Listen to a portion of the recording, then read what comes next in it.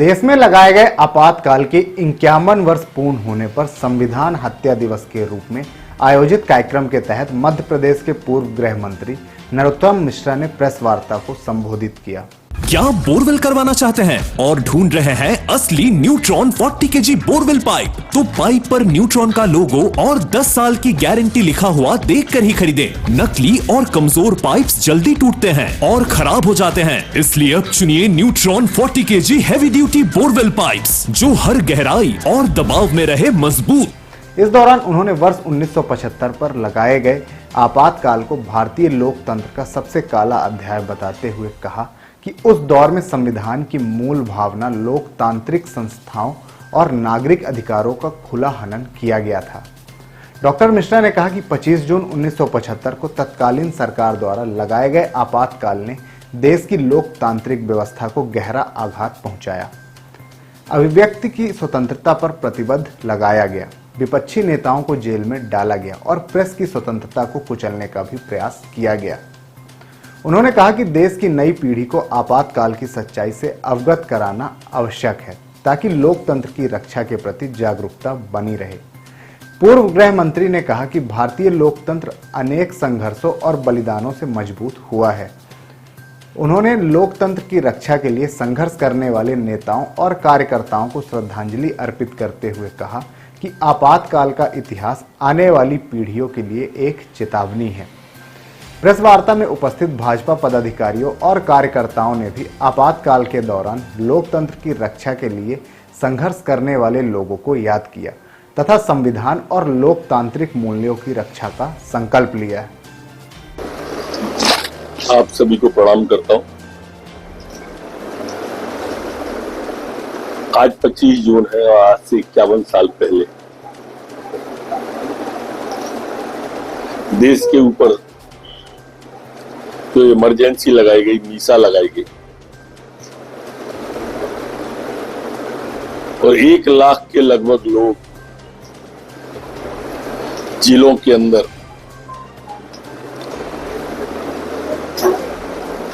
ये स्वाभाविक रूप से मानस में उभरता होगा कि 51 साल बाद भी आज ये चकमहरा क्यों?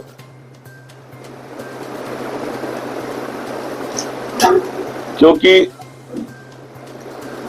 वो सिर्फ एक घटना नहीं थी, इमरजेंसी एक विचार था जो कांग्रेस के अंदर है, जो गांधी नेहरू परिवार के जेहन के अंदर है।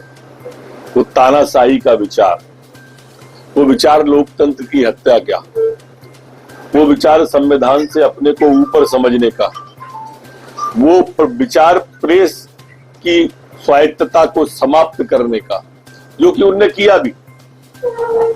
जो आपके सामने है सारी की सारी चीजें, जैसा मैंने 1 लाख लोग कहा, इन्हें 1 लाख लोगों में श्रद्धेय अटल जी, श्रद्धेय अडवाणी जी, श्रद्धेय राजनाथ जी, ये सब इस तरह से हमारे छोटे स्वयं सेवक तक, छोटे भारतीय जनता पार्टी के कार्यकर्ता तक, ये सब के सब शामिल थे पूरे देश के अंदर। इस तरह का प्रेस पर इस तरह का रातों रात 25 जून को जब ये इमरजेंसी थोपी गई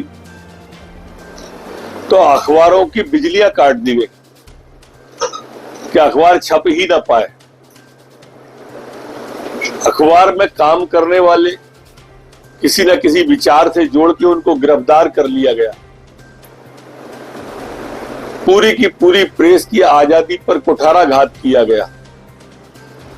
और अगर हम थोड़ा सा पीछे जाएंगे तो आप देखेंगे कि ये अकेले चुनाव हारने का या न्यायालय के फैसला सदस्यता का नहीं था, इनके विचार को जो मैंने कहा, आप जाएंगे तो 1974 में जब रेल आंदोलन जॉर्ज फर्नांडीज ने किया था, उसके पहले न तो ऐसा आंदोलन रेल का चक्का जाम हुआ, न इसके बाद कभी हुआ। लॉरेंस फर्नांडीज जॉर्ज फर्नांडीज के भाई थे। ऐसा बताते हैं कि जेल में जब लॉरेंस फर्नांडीज को गिरफ्तार किया गया तो उनके कच्चे नाखून प्लास से निकाल लिए गए थे। इतना अत्याचार उस समय। आलपिन नाखून के अंदर डाली गई पहले उनसे उगलवाने के लिए। और उसके बाद में ऐसी विवत्साएं एक नहीं अनेक है, जहां हमारे नेतागण रहते थे, उनको दवाइयां न देना, जेल के अंदर पंखे की सुविधा न देना, जैसे वो कोई टेररिस्ट हो जैसा उनसे व्यवहार करना, जो वास्तव में लोकतंत्र के सेनानी थे। ये कहने से नहीं, उसका जवाब प्रदेश अध्यक्ष दे चुका, पार्टी प्रेसिडेंट ने दिया है, और पार्टी प्रेसिडेंट ने जो कहा है मैं उसमें सहमत हूँ। आपने कहा कि प्रेस के साथ में गलत हुआ था, इमरजेंसी को छोड़ा, संविधान नहीं, मैंने नहीं कहा, इतिहास ऐसा कह रहा है। इतिहास कहता है, लेकिन आज भी यदि हम देखें तो प्रेस फ्रीडम इंडेक्स पे हम 157 नंबर पे हैं 180 देशों में। इसको किस नजरिए से देखते हैं? और जो होना चाहिए, मैं उससे सहमत हूँ आपसे, जो और अच्छा होना चाहिए और सुधार होना चाहिए, और इसमें सुधार की संभावनाएं सदैव बनी रहती है। मतलब आपकी सरकार 151 में था नंबर, इसका तो 157 में हो गया।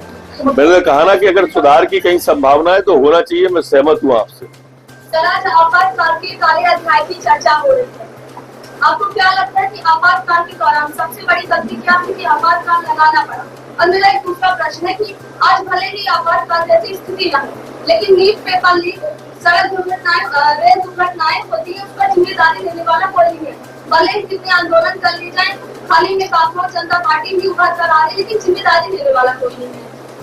जरूरी थोड़ी है कि आपातकाल से ही लोगों की आवाज करे। आज तो जो युवा है, रोजगार, जो फिरंगियों से आई, लाल बाल पाल तिलक, गांधी, गोखले, हमारे जैसे अनेक स्वतंत्रता सेनानी थे, और स्वतंत्रता सेनानियों के बाद ये तानाशाही के खिलाफ लोकतंत्र बचाने के लिए जो आजादी लाई, वो लोकतंत्र सेनानी हमारे लेके आए। क्रूरता का आलम यह था कि हमारे जेल में बंद जो स्वयंसेवक थे, जो भारतीय जनता पार्टी के कार्यकर्ता थे, वो अपने परिवार से नहीं मिल सकते थे। परिवार में कोई दिवंगत हो जाए, अभी आपने सुना होगा माननीय अडवाणी जी ने अपने उसमें कहा कि राजनाथ सिंह जी ने, तो उनकी मां राजनाथ सिंह जी की उस समय दिवंगत हो गई थी, और मां जैसा पूज्य स्थान, और उसमें भी उनको अंतिम संस्कार में राजनाथ सिंह जी को शामिल होने के लिए अनुमति नहीं। ये क्यों क्रूर बहार ये कांग्रेस की मानसिकता ने किया। अचंबा उस पर क्या है?